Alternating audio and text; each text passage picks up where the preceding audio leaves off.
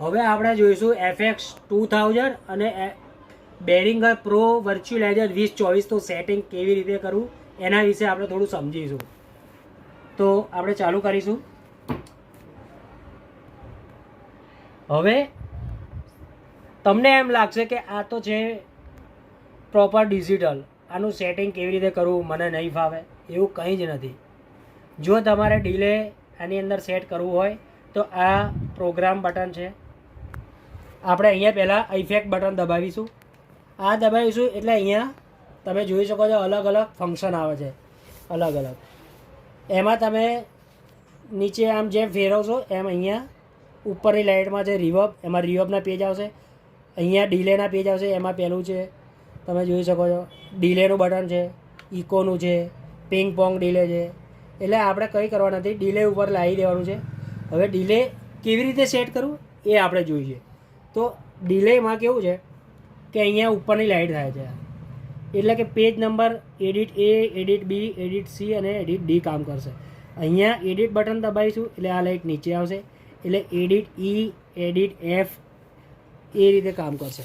પછી બાસ છે, ટ્રબલ છે. હવે આપણે શું કર્યું, આ બટન દબાવ્યું એટલે આ લાઇટ ઉપર આવી, એટલે આ બટન ફેરવીશું એટલે અહીંયા તમે જોશો કે ડિલેનું સેટિંગ આવે છે.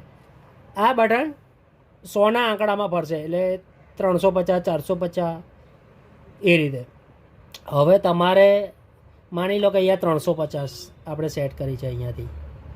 હવે તમારે 325 કરવી હોય તો શું કરીએ, તો આ બટન છે એને આપણે ફેરવીશું આમ કંઈ, એટલે આ પાછળના બે આંકડામાં જ ફેરફાર થશે. એટલે આ 325. આ બટન જે છે સાઈડના એ શું કરશે, આ રાઈટ સાઈડના છે, પાછળ ઇકોમાં આપેલા રાઈટ સાઈડ એનું ડિલે સેટ કરવાનું છે. તો આ એ બટન એનું કામ કરશે. આ 325 ને એ રીતે જે આંકડા સેટ કરવા હોય એ આ બટનથી કરશે. તો આ 4 થઈ ડિલેના બટન, બરાબર છે. હવે આ 325 સેટ કરી, માની લો કે હવે આપણે રિપીટ સેટ કરી છે તો શું કરીશું, આ બટન દબાવીશું એડિટનું. એડિટ બટન દબાવ્યું એટલે આ લાઇટ વચ્ચે આવશે. વચ્ચે આવશે એટલે આ બટન ફીડબેકનું કામ કરશે. ફીડબેક કહો કે રિપીટ કહો, જોઈ લો. આ અહીંયા ફીડબેક લખેલું આવ્યું, ફીડબેક L. હવે અહીંયા કેટલી છે રિપીટ છે જોઈ લો 36. મારે અહીંયા 50 કરવી હોય તો હું એ 50 કરીશ. આ બટન છે રાઈટ સાઈડની ફીડબેકનું કામ કરશે. જો અહીંયા પણ મારે 50 કરવી હોય એ તમારી મરજી મુજબ તમે કરી શકો. આ બટન છે બાસ. જો હું અહીં સેજ અડીશ એટલે બાસ લખેલું આવશે. જો આવ્યું. આ બાસ તમારે કેટલો વધતો ઓછો રાખવો છે ઇકોની અંદર એ આપણે નોર્મલ 0 જ રાખીશું. કદાચ તમને એમ લાગે કે ઇકોની અંદર હમિંગ આવે છે, તમે બાસને થોડો ઓછો કરી શકો છો 2-3 પોઈન્ટ. આ છે ટ્રબલ. તમારે ઇકોની અંદર શાર્પનેસ કરવી હોય તો અહીંયા 2-3 પોઈન્ટ તમે વધારે રાખી શકો છો. ન કરવી હોય તો 0 એને સેટિંગ કરી શકો. તમારે ટ્રબલ કાપી હોય તો તમે ઓછી કરી શકો છો. તો આ વાત થઈ બાસ ટ્રબલ. અહીંયા આપ્યું છે બટન મિક્સ વેલ્યુનું. જો આ બાયપાસ, અહીંયા મિક્સ વોલ્યુમ તમે તમારી મરજી મુજબ જેટલું રાખવું હોય એટલું રાખી શકો છો.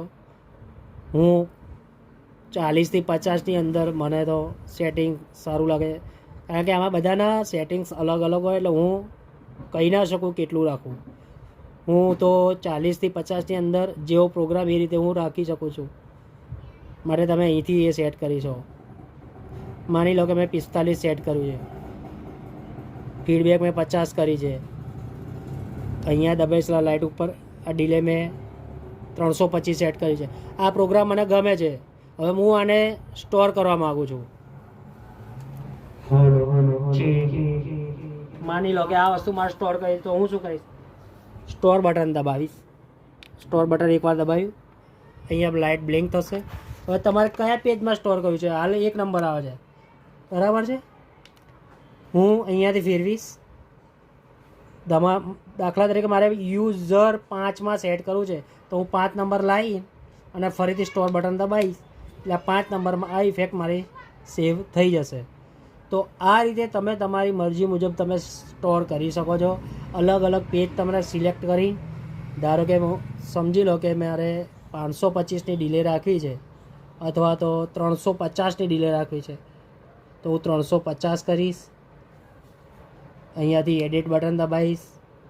રિપીટ મારે 45 રાખવી છે અને મારે સ્ટોર કરી તો હું સ્ટોર બટન દબાવીશ. યુઝર 004માં સ્ટોર કરીશ. આ રીતે 4 નંબરમાં મારી 350 સેટ થઈ ગઈ, 5 નંબરમાં 325. એમ તમારી મરજી મુજબ તમે અલગ અલગ સેટ કરી શકો છો.